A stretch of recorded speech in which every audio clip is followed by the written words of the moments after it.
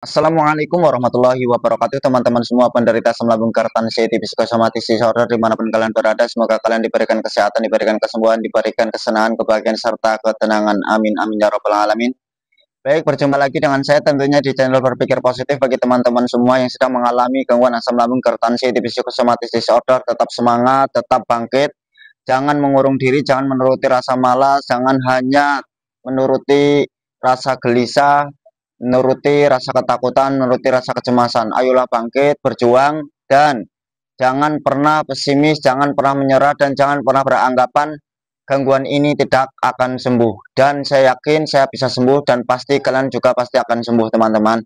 Maka tetap semangat, terus optimis, tetap melakukan metode-metodenya yang telah saya sampaikan di video-video sebelumnya. Ayolah bangkit, kalian tetap optimis, berprasangka baik, dan semua pasti akan berlalu. Kalian pasti akan sembuh, kalian pasti akan hidup seperti sedia kala. Baik teman-teman yang baru saja bergabung, jangan lupa tekan tombol subscribe-nya, tekan tombol loncengnya agar kalian tidak ketinggalan video-video terbaru mengenai gangguan asam lambung, gerd, anxiety, psikosomatis disorder. Dan semoga video ini semakin berkembang. Ketika video ini berkembang, tentunya akan menjadikan kesemangatan saya selalu motivasi, mengedukasi, dan minimalnya menemani kalian semua. Jangan lupa like, komen, serta share video ini kepada teman-teman yang juga sedang mengalami gangguan asam lambung, gerd, anxiety, psikosomatis disorder. Baik, di sini saya bukan dokter, saya bukan ahli medis, saya bukan ahli psikiater. Saya penyintas asam lambung, gerd, anxiety, psikosomatis disorder yang akan membagikan suatu pengalaman kepada kalian semua yang menjadikan suatu harapan. Semoga video ini menjadikan suatu wasilah sebab musabab kesembuhan teman-teman penderita asam lambung, gerd, anxiety, psikosomatis disorder. Baik, kali ini saya akan membahas tentang sensasi asam lambung, gerd, anxiety, psikosomatis yang saya rasakan. Semoga sensasi yang saya rasakan sebagai wacana buat teman-teman, terus bagaimana cara mengatasinya. Jadi sensasi yang saya rasakan teman-teman yaitu mulai dari ujung kepala sampai ujung kaki, dan rasanya itu nano-nano, dan prasangka yang setiap saya pikirkan itu selalu berpikir tentang hal-hal negatif seperti takut gila, takut penyakit kronis, dan ujung-ujungnya takut M. Itu yang setiap hari saya pikirkan, yang setiap hari saya berprasangka buruk, yang setiap hari menghampiri otak saya teman-teman. Dan itu semua ternyata adalah anxiety disorder, yang mana anxiety itu dipicu dari asam lambung. Dan terjadinya asam lambung itu adalah pola hidup yang berantakan, gaya hidup yang tidak beraturan, dan pola pikir yang tidak dikontrol. Itu pengalaman saya kenapa saya kena asam lambung, gerd, anxiety, psikosomatis disorder. Dan banyak sekali tekanan-tekanan yang sehingga pikiran itu selalu memikirkan ketekanan tersebut seperti pekerjaan, rumah tangga, dan sebagainya. Itu selalu dipikir sehingga tidak menemukan solusi dan menjadikan suatu kesetresan. Nah, dari kesetresan itulah terjadilah asam lambung, gerd, anxiety, psikosomatis disorder, teman-teman. Maka harapan saya semoga kalian bisa cepat keluar, bisa cepat sembuh. Semoga kalian bisa hidup normal lagi seperti sedia kala. Dan semoga kalian jauh lebih bahagia, jauh lebih senang, dan jauh lebih tenang. Amin, amin ya robbal alamin. Alhamdulillah sekarang saya sudah sembuh teman-teman. Waktu yang sangat cepat, waktu yang sangat sebentar. Saya kena asam lambung, gerd, anxiety, psikosomatis disorder hanya 3 bulan sudah sembuh total teman-teman. Dan saya yakin pasti kalian juga bisa sembuh dengan cepat seperti saya teman-teman. Asal kalian mau menyimak video ini sampai selesai dan mau melakukan metode-metode yang saya sampaikan, dan kalian menonton video ini tidak di skip-skip. Kalau kalian kepengen cepat sembuh, maka tonton sampai habis, jangan di skip-skip. Terus kembali ke tema sensasi yang saya alami teman-teman, yaitu seperti keliengan, sempoyongan, kepala kebas, kepala sakit, mata buram, mata belur, leher menegang, rongga mengganjal, kadang sakit, terus kadang ada yang mengganjal di area hidung teman-teman. Terus rambut pun rontok, pikiran liar sekali, pikiran susah sekali dikontrol. Pundak ini semua pada sakit, pada kaku teman-teman. Sini, pundak semua itu pada kaku. Terus tangan itu kayak kaku semua, otot-otot semua itu kaku. Leher juga menegang kan. Dada kanan kiri itu sakit teman-teman. sering sekali celekat-celekit, bahkan seperti kayak ada orang yang nyubit-nyubit teman-teman. Apalagi kalau sensasi yang di kiri, itu saya sering sekali mengalami itu. Sensasi yang celekat-celekit di dada bagian kiri. Dan feelingnya saya dulu itu ya menganggap bahwa itu adalah jantung gitu kan. Yang tiba-tiba jantung itu berdebar-debar juga. Juga ulu hati sakit. Ulu hati sakit, ulu hati mengganjal. Terus turun lagi, perut begah. Perut itu rasanya enek, rasanya nggak enak, nggak nyaman. Naik kendaraan apalagi itu jauh lebih nggak enak. Terus kadang perut sakit, panas, dada panas, kadang mengganjal juga di dada itu kayak ada nasi yang tersisa di bagian dada teman-teman. Terus kaki itu semua kaku, kaki itu rasanya nggak nyaman sekali, buat berdiri juga susah. Terus di betis juga sakit. Nah, kalau mau berdiri, apalagi kalau sudah berdiri teman-teman, itu kaki sempoyongan. Apalagi kalau di bawah sholat, itu juga kadang tiba-tiba gemetar itu kaki. Kalau di bawah berdiri lama itu nggak nyaman sama sekali. Terus kadang ya les-lesan, piar-piaran, keringet dingin, sempoyongan, terasa kayak gempa. Terus oleng badan itu, merasakan lagi kedutan, nafas berat, mudah capek, ngos-ngosan, gampang lelah pokoknya. Terus pinggang ini sakit sekali teman-teman, pinggang sakit, terus kadang ya kedutan, apalagi kedutan di bagian sini nih sering sekali kencing terus menerus, BAB susah, sendawa terus menerus, sering mengeluarkan gas juga. Terus kadang dikala BAB cuma mengeluarkan busa doang gitu. Terus kadang itu diare. Jadi ketika saya kena asam lambung itu kadang susah BAB, ya kadang ketika sudah bisa BAB itu berbusa, terus kadang diare, begitu. Mengeluarkan gas terus-menerus, kadang susah sekali mengeluarkan gas, susah sekali sendawa, begitu ya juga ngalami teman-teman. Terus ini leher ini teman-teman, kerongkongan itu kalau mau makan, apalagi pas makan itu susah sekali nelen. Nelen makanan itu susah karena sakit teman-teman di sini. Itu ketika saya kena asam lambung kertansi di psikosomatis disorder. Lah saya itu kan waktu itu kena asam lambung GERD itu kan di malam hari teman-teman. Sampai saya itu kepikiran karena waktu itu saya beranggapan saya memiliki penyakit seperti masuk angin duduk gitu kan. Lah saya searching kan, lah muncul semua itu penyakit kan. Jadi tambah liar pikiran sampai apapun jadi ditakutin, apapun jadi ditakutin. Bahkan ketika dengar orang sakit pun itu takut teman-teman. Nah, mulai dari dengar orang sakit, intinya sensitif sekali dengar kabar orang yang sakit.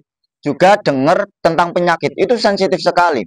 Dan saya kan sering sekali scroll-scroll kan dulu kan, scroll-scroll di sosmed itu. Nah, ketika scroll-scroll itu ada video, yang mana video itu ada suatu gambar, gambarnya itu adalah orang-orang sakit gitu loh. Dia mengiklankan suatu obat, dia mengiklankan obat asam lambung gitu kan. Tapi di video itu gambarnya itu orang-orang sakit lah, jadi kepikiran lah saya. Lah dari situ bahkan ketika saya melihat kecelakaan, terus kabar-kabar yang menegangkan begitu ya, itu langsung saya itu panik attack, keringet dingin, nafas berat, jantung berdebar-debar teman-teman. Bahkan rasanya pun kayak mau pingsan, kayak mau jatuh, roboh gitu kan.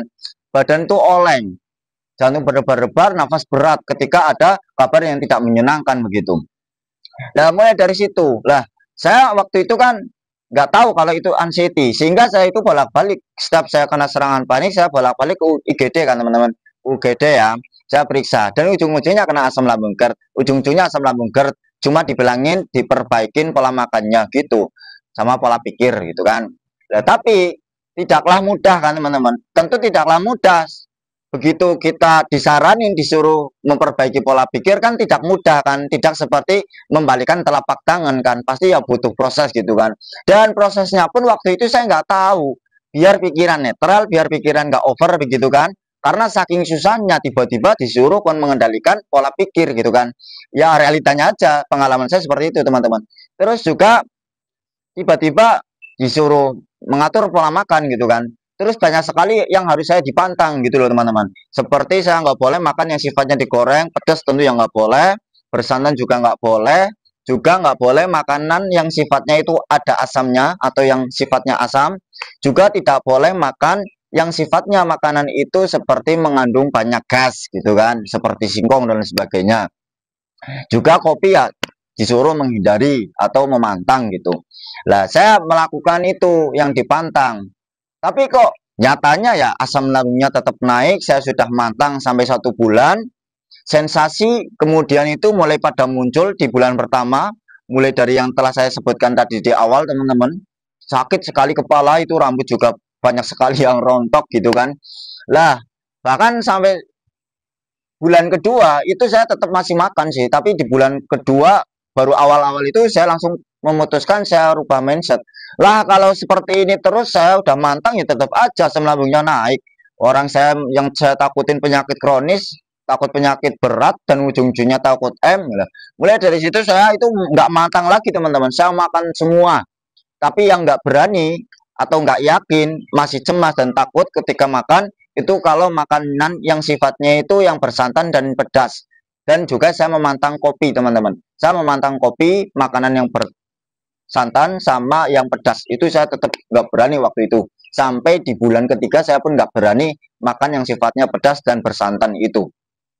Lah, mulai dari situ saya kan bolak-balik kan kena sering sekali kedatangan sensasi, hampir saya itu kena tiap hari kena serangan panik terus-menerus, sering merasakan badan oleng, badan nggak nyaman, nafas berat, jantung berdebar-debar, apalagi kalau Jumatan lagi pengen berusaha khusyuk, itu yang dipikir itu liar sekali loh. Yang mikirannya itu ini yang terakhir seperti itu. Intinya perihal-perihal M terus gitu loh. Akhirnya kan nafas menjadi berat, jantung berdebar-debar gitu kan. Lah, pengalaman saya teman-teman sampai saya itu pulang teman-teman lagi Jumatan itu. Bahkan tidak hanya sekedar Jumatan, di kala saya sholat sendiri pun itu pikirannya itu negatif banget gitu loh. Memikirkan jangan-jangan ini yang terakhir begitu. Selalu berpikir seperti itu teman-teman. Itu kan sangat-sangat mengganggu di aktivitas gitu loh. Bahkan ketika kerja pun saya itu nggak konsisten atau nggak fokus ketika melakukan pekerjaan tersebut. Yang dipikir itu hal-hal negatif terus. Takut gila lah, takut penyakit kronis lah, takut penyakit berat dan ujung-ujungnya takut begitu. Lah ternyata mulai dari situ saya setelah saya periksa kan sampai 7 kali itu saya dirujuk ke psikiater. Ternyata saya kena anxiety, barulah tahu saya kena anxiety disorder teman-teman. Lah sampai saya tanya, "Dok, kenapa saya kena kayak gini, kecemasan? Apa aku gila, Dok? Apa aku ini gila, Dok?" Sampai seperti itu. Enggak, kami itu selalu menuruti pikiran negatif, tidak melawan. Susah, Dok, itu datang dengan sendirinya tanpa saya minta pun pikiran-pikiran negatif itu muncul, Dok. Pikiran-pikiran yang perihal tentang takut penyakit kronis, takut penyakit berat, dan ujung-ujungnya takut itu datang dengan sendirinya, Dok. Lah, kamu itu nggak pernah melakukan aktivitas ya? Ya, saya melakukan aktivitas, Dok. Ya, saya kerja, Dok. Lah, tapi kerjanya seperti apa maksudnya? Ya, saya kerja di tempat yang AC, Dok. Lah, itu berarti kan nggak gerak. Iya, Dok, memang. Lah, kamu itu kurang gerak. Lah, kok bisa, Dok? Iya, karena ketika orang yang cenderung selalu duduk gitu ya, itu biasanya kurang gerak itu menghilangkan hormon serotonin. Lah, itu fungsinya apa, Dok? Hormon serotonin itu apa? Hormon serotonin itu untuk mengendalikan kesetresan, mengendalikan pikiran negatif. Lah, sampai di situ. Sampai di situ saya meminta solusi. Lah, bagaimana, Dok? Ya mulai saat ini kamu harus jalan-jalan. Pernah olahraga enggak? Ya pernah, Dok, futsal.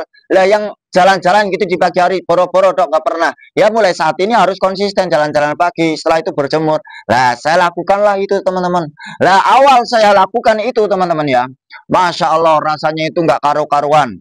Pikirannya negatif karena ketika jalan-jalan itu saya itu sempoyongan, serasa kayak mau pingsan, serasa kayak mau jatuh, serasa kayak mau roboh, bahkan serasa kayak mau tremor semua itu, gemeter tangan, kaki semua, badan seketika lemes. Gitu, teman-teman. Jantung berdebar-debar juga.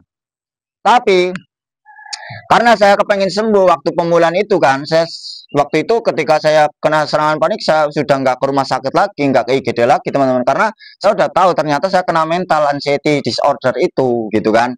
Nah terus dari situ saya tetap paksakan sampai 1 minggu pun masih merasakan seperti itu teman-teman. Saya masih merasakan badan gentayangan, badan sempoyongan, keliengan juga masih, ya pikiran juga masih nano-nano, liar, susah sekali dikontrol, tapi saya tetap memaksakan hal itu. Saya tetap lakukan jalan-jalan pagi dan berjemur. Nah, terus alhamdulillah sampai 2 minggu saya konsisten walaupun berperang dengan sensasi seperti keliengan, sempoyongan, jantung berdebar-debar, napas berat, juga merasakan serasa kayak mau pingsan, merasakan kayak mau roboh. Itu teman-teman pengalaman saya sampai 2 minggu, ternyata itu tidak fakta serasa pingsan itu cuma serasa dan pingsan itu tidak fakta teman-teman. Faktanya pun saya nggak pingsan, saya nggak jatuh. Itu memang seperti itu. Badan gentayangan, badan sempoyongan, badan serasa kayak mau roboh, itu pun tidak fakta. Ya tidak roboh. Memang sempoyongan, memang horor. Waktu itu saya pun pikirannya negatif sekali gitu loh. Pikirannya nano-nano, berprasangkanya sudah buruk sekali. Prasangkanya itu tentang M terus begitu. Lah sampai 2 minggu, alhamdulillah, karena sudah beradaptasi ya, sudah terbiasa jalan-jalan sampai 2 minggu. Lah 2 minggu itu untuk beradaptasi. Lah di minggu ketiga itu ya, di bulan ketiga dan minggu ketiga itu, alhamdulillah saya tidak merasakan sempoyongan lagi, nggak gemeteran, nggak tremor lagi, nafas juga nggak terengah-engah alias nggak berat begitu.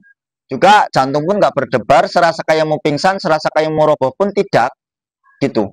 Dan waktu itu saya sudah bisa sedikit bersikap masa bodoh karena awalnya saya sudah memiliki modal yang saya pegang itu meyakini kalau sensasi itu tidak berbahaya, dan hasilnya nyatanya saya dirujuk ke psikiater. Berarti kan saya kena jiwanya, berarti saya kena mentalnya, alias saya kena psikisnya gitu kan. Lah itu konsisten. Lah tentu itu tidak langsung hilang teman-teman, sensasi pun tetap masih muncul waktu pemulihan itu teman-teman. Cuma ada perbedaannya. Perbedaannya yang tiap hari saya kedatangan sensasi, tiap hari merasakan seperti kayak mau pingsan, badan oleng, bahkan pun ketika lagi duduk santai, duduk bareng teman-teman itu nafas tiba-tiba tersedak, keringat dingin muncul, seluruh badan itu gemetar, nggak nyaman sama sekali, juga serasa kayak mau pingsan, bahkan serasa kayak mau M itu. Nah, itu pun alhamdulillah sudah tidak sesering di bulan pertama dan bulan kedua. Sudah jarang teman-teman, sudah jarang. 1 minggu itu datang sensasinya, 2 minggu datang sensasinya. Lah setiap datang saya memang awalnya agak panik, agak cemas teman-teman. Tapi saya yakini, oh iya ini kan kata dokter kan nggak bahaya, ini kan sensasi dari anxiety, ini namanya psikosomatik. Memang ya ketika anxiety belum sembuh ya tiba-tiba akan muncul, apalagi kalau asam lambungnya belum membaik, belum pulih, justru ya lebih banyak sensasinya kan gitu kan. Nah, saya fokus di bulan kedua itu sambil sambil memperbaiki asam lambungnya teman-teman, dengan cara menjaga pola makannya, terus pikirannya itu tidak instan begitu begitu periksa langsung saya mengalihkan pikiran, tentu kan masih agak susah Kak, agak sulit juga kan. Lah itu saya tetap melakukan seperti jalan-jalan pagi baru bisa mengontrol pikiran, sudah bisa meyakini kalau sensasi itu tidak berbahaya begitu. Nah, terus yang sering sekali saya terbayang-bayang itu tentang M yang awet kan. Mungkin kalian juga mengalami atau mungkin selalu bahkan 24 yang dipikir itu adalah M terus-menerus gitu kan. Intinya takut M gitu kan. Nah, itu karena apa teman-teman? Karena kita sudah sekali menanam, sudah sekali memendam pikiran-pikiran negatif di dalam pikiran kita. Sering sekali memendam pikiran-pikiran negatif di dalam pikiran kita. Tentu lama-kelamaan itu ya semakin membesar, seperti orang yang menanam pohon. Semakin lama ditanam, ya maka tumbuhan itu semakin besar kan. Nah, begitu semakin besar, kalau kita cabut, ya tentu kan susah kan. Orang menanam singkong, begitu besarnya singkong, tentu kan semakin susah kan, semakin sulit kita cabut. Begitupun pikiran kita teman-teman.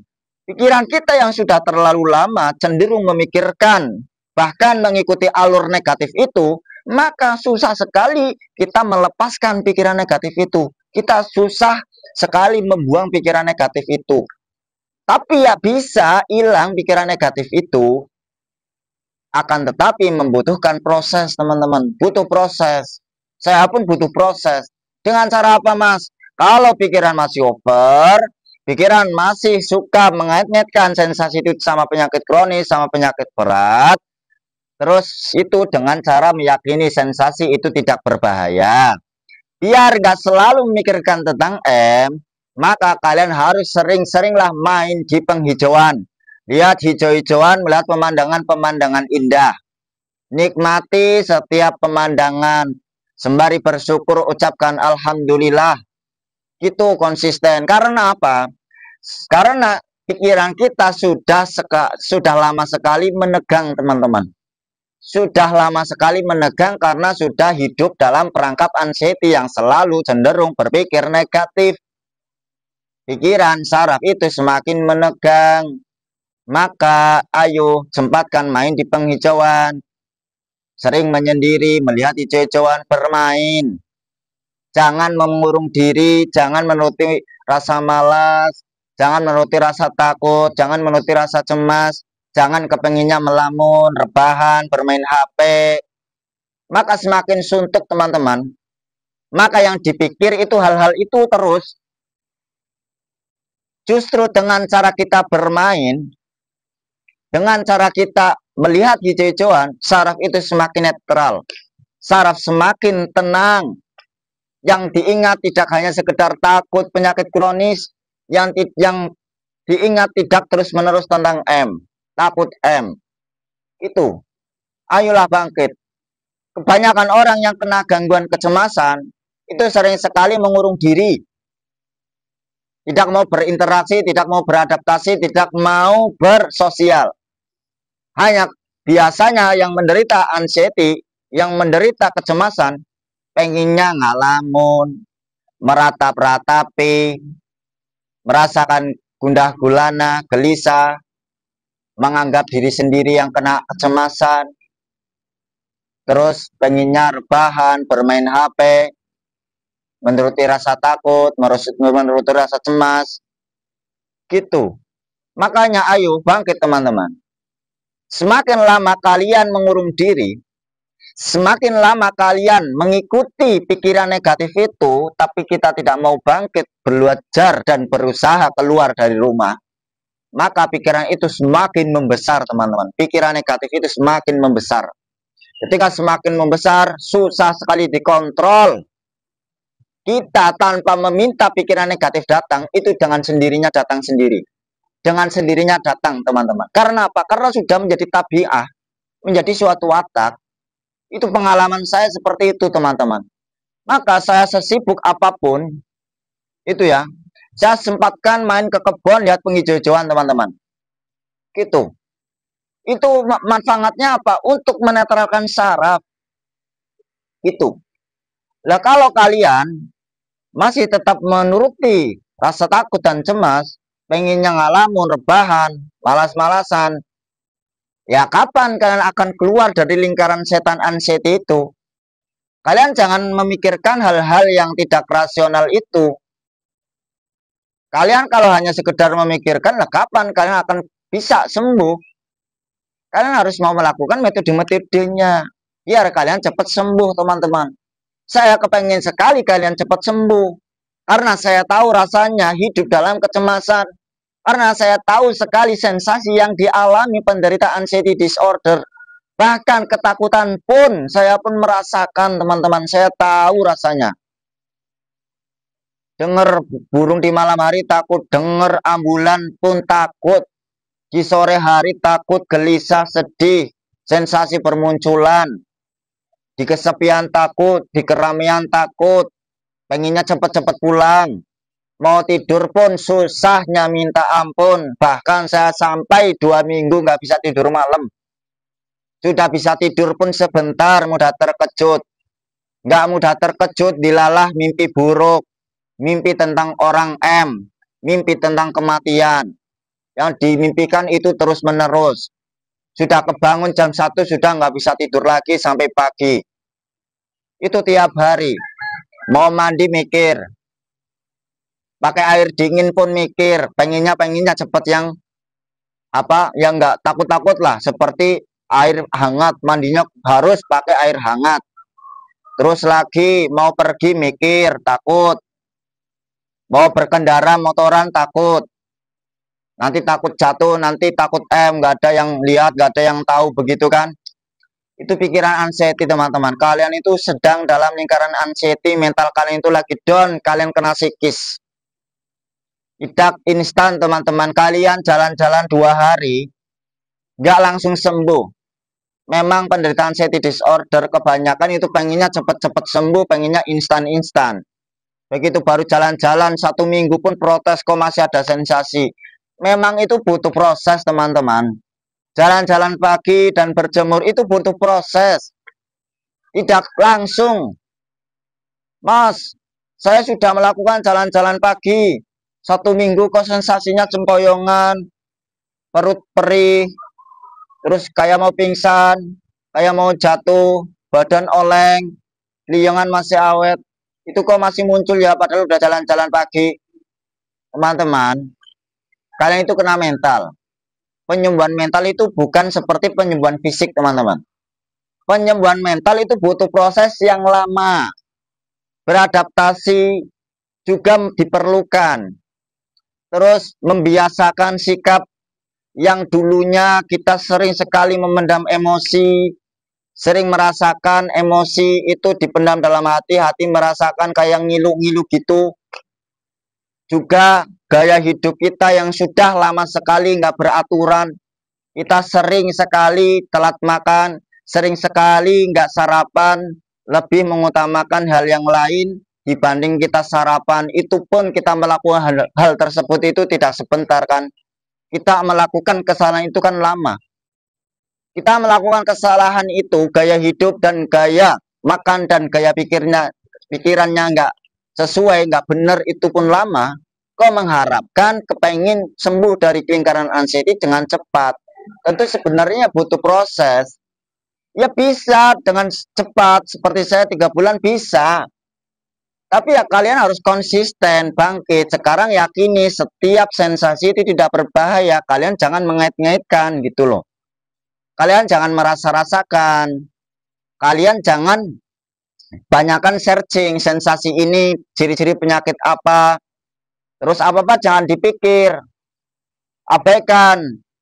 Wajah pucat aja langsung dipikir. Sendawa terus-menerus dipikir. BAB susah dipikir. Diare pikir, terus kerongkongan sakit dipikir. Padahal ketika normal pun ya sering sendawa, ya pasti pernah ngerasain kerongkongan sakit, istilah Jawanya pancingan, juga nggak dipikir. Ketika normal pun ya pernah ngalamin diare, batuk dipikir, pilek dipikir. Itu gangguan rumahan, teman-teman. Waktu normal pun, orang normal pun ya kadang ya batuk, kadang ya pilek, kadang ya pusing. Itu. Lah kenapa kita menakuti itu? Karena kena anxiety disorder. Jadi yang perlu disembuhkan itu anxiety-nya, bukan malah memikirkan, menakut-nakuti. Jangan apa-apa dipikir. Lah pikiran itu hubungannya dengan mental. Semakin apa-apa kita pikir, apapun sensasi kita dipikir, diseriusin, tentu juga akan memperburuk anxiety, mental semakin down. Lah kapan akan cepat keluar? Bodoh amat, sensasi itu dibodoh amatin lah, bodoh amat, aman ini. Kemarin serasa kayak mau pingsan, nyatanya nggak pingsan. Kemarin serasa kayak mau jatuh, nyatanya nggak jatuh. Kemarin sempoyongan, nyatanya nggak jatuh. Serasa kayak memiliki penyakit berat ketika di EKG, di ronsen, nyatanya normal. Harus seperti itu buat referensi teman-teman. Ayolah bangkit, saya kepengen kalian cepat bangkit. Kalau kalian masih apa-apa takut ya tentang penyakit, kalian konsisten. Kalau sensasi masih banyak yang muncul, baik kedutan, jantung berdebar-debar, napas berat, selekat-selekit, semua itu sensasi. Dengan jalan-jalan pagi, lakukan. Berapa mas, berapa lama, sampai kalian benar-benar sudah bisa bersikap masa bodoh. Sembuh atau hilangnya sensasi itu ketika kalian bisa melawan dengan ucapan masa bodoh. Itu dengan sendirinya sensasi hilang. Itu. Terus, kalau sering sekali kalian merasakan kayak gentayangan, sempoyongan, keliengan, bahkan badan serasa kayak mau pingsan, badan serasa kayak mau roboh, itu solusinya kalian harus sering-seringlah berjemur setelah jalan-jalan pagi, teman-teman. Berjemur itu manfaatnya itu untuk keliengan, mata buram, pandangan seperti nyata dan tidak nyata, itu solusinya dengan cara berjemur. Serasa kayak mau jatuh, kayak mau pingsan, itu solusinya dengan cara berjemur. Itu pengalaman saya. Lakukan secara konsisten, jangan hanya sekitar 1 minggu, itu tetap masih jangan pikir aneh-aneh, lakukan itu secara konsisten saja gitu. Kalau pikiran masih liar, pikiran tegang, pikiran selalu mengingat hal-hal yang negatif gitu ya, cenderung ke negatif terus-menerus, seperti takut penyakit kronis dan takut mainlah ke kebun, lihat penghijau-hijauan. Kenapa kok cenderung memikirkan takut penyakit kronis, takut penyakit berat, takut dengar kabar duka juga kan? Terus juga takut dengan kematian karena pikiran atau saraf kalian itu tegang. Maka untuk menetralisir, mainlah ke kebun, lihat hijau-hijauan. Kalau tidak ada kebun, mainlah ke sungai, lihat air yang mengalir. Kalau tidak ada keduanya, mainlah ke taman, melihat pemandangan-pemandangan indah di pegunungan. Gitu. Tapi kok susah sekali ya Mas tidur malamnya? Iya susah karena kalian sebelum tidur itu nggak dinetralkan dulu, alias kalian ketika mau tidur itu bermain HP juga memikirkan mengikuti alur pikiran negatif, takut nggak bangun, takut gitu kan. Maka dipaksa dinetralkan, dengerin musik relaksasi, dengerin musik afirmasi gitu, dengerin afirmasi atau afirmasi positif dulu. Meditasi terlebih dahulu sebelum tidur biar kalian tenang. Kok mudah terkejut ya Mas, kok tidurnya nggak enak, tidur malamnya itu terganggu terus menerus, tidurnya nggak nyenyak, suka mimpi buruk karena kalian yang dipikirkan itu negatif terus menerus sehingga terbawa ke mimpi. Bagaimana Mas solusinya? Konsisten saja, jalan-jalan sore, itu manfaatnya biar malamnya ketika tidur itu nyenyak, biar ketika tidur pun tidak mudah terbangun alias nggak kaget ketika tidur. Itu lakukan secara konsisten. Juga kalian harus diimbangi pola makannya. Pola makannya itu harus diperbaiki. Jangan memantang makanan lagi, kalian makan aja sesuai kebutuhan kalian. Ketika mau makan hindari was-was, cemas, khawatir, takut, emosi. Hindari HP ketika makan. Nikmati setiap kunyahan, nikmati setiap gigitan. 90% hormon serotonin didapatkan melalui usus. Maka nikmatilah setiap kunyahan, nikmati dan sadari kalau kalian lagi makan. Itu yang paling utama. Harus diimbangi minum air hangat. Ketika yang sedang mengalami sendawa terus-menerus, maka banyak-banyakin air hangat. Ini bagi teman-teman yang sendawa terus-menerus, apa dipikir, dah banyakin minum air hangat aja. Susah sendawa juga Mas, udah banyakin minum air hangat aja. Kena serangan panik Mas, udah minum air hangat aja. Terus didampingi dengan olah nafas, tarik nafas melalui hidung, tahan beberapa detik, nanti keluarkan melalui mulut. Juga apalagi Mas ya, pola hidupnya mulai saat ini kalian jangan begadang. Walaupun belum bisa tidur, diusahakan jam 8 sudah mapan. Walaupun realitanya jam 12 baru bisa tidur. Nggak apa-apa. Bolak-balik, nggak apa-apa. Pengalaman saya juga kayak gitu, bolak-balik posisi tidur.